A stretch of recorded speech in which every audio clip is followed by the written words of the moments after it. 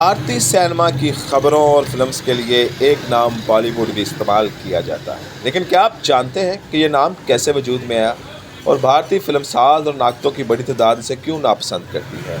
بالی would سنتے ہی دھیان ہالی ووڈ کی جانب جاتا ہے۔ ہالی ووڈ، جو کہ ریاست کیلیفورنیا کے شہر لاس اینجلس کے مضافات میں واقع ایک قصبے کا نام ہے، لیکن آج دنیا بھر بھی اسے امریکہ میں فلم سازی کا مرکز ہونے کی وجہ سے جانا جاتا ہے۔ امریکہ میں فلم سازی اور ہالی ووڈ ایک دوسرے کے ہم مہنی بن گئے۔ اس طرح بھارت میں بمبئی شہر بھی فلم سازی کا بڑا مرکز بن کر ابھرا۔ اگرچہ اس شہر کا نام بمبئی سے تبدیل ہو کر بمبئی ہو گیا، لیکن اس کے قدیم نام کے ساتھ آج بھی بھارت کے ہندی سینما کا نام جڑا ہوا ہے۔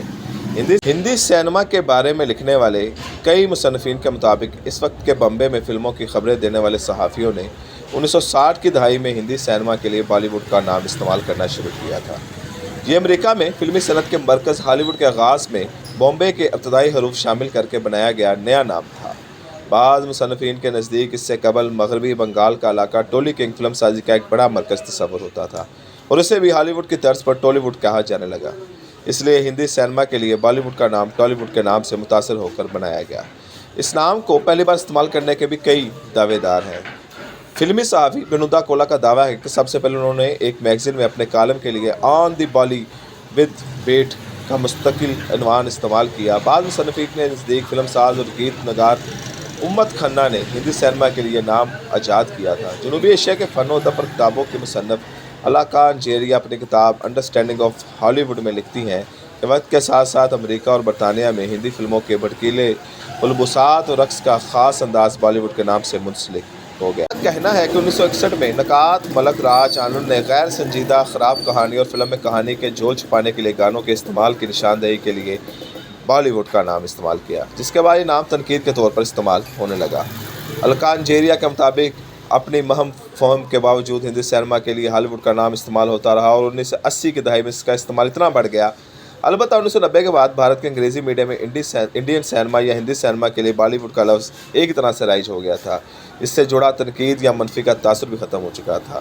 وہ مزید لکھتی ہیں کہ اس کے باوجود لیجنڈ اداکار امیتابھ بچن سمیت انڈین فلم انڈسٹری سے جڑی کئی معروف شخصیات ہندی سینما کے لیے اس لفظ کے استعمال کو سخت ناپسند کرتی ہیں۔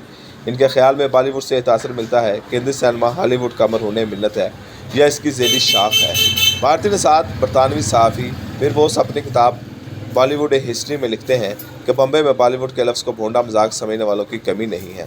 وہ لکھتے ہیں کہ ہندی سینما کے لیے بالی ووڈ کے نام کی مخالفت کرنے والوں کا خیال ہے کہ اس ثقافت کے بارے میں عدم تحفظ کے شکار ایسے افراد کے ذہن کی پیداوار ہے جو سمجھتے ہیں کہ اپنی شناخت کو نمایاں کرنے کے لیے غیر ملکی الفاظ و اصطلاحات کا استعمال ضروری ہوتا ہے۔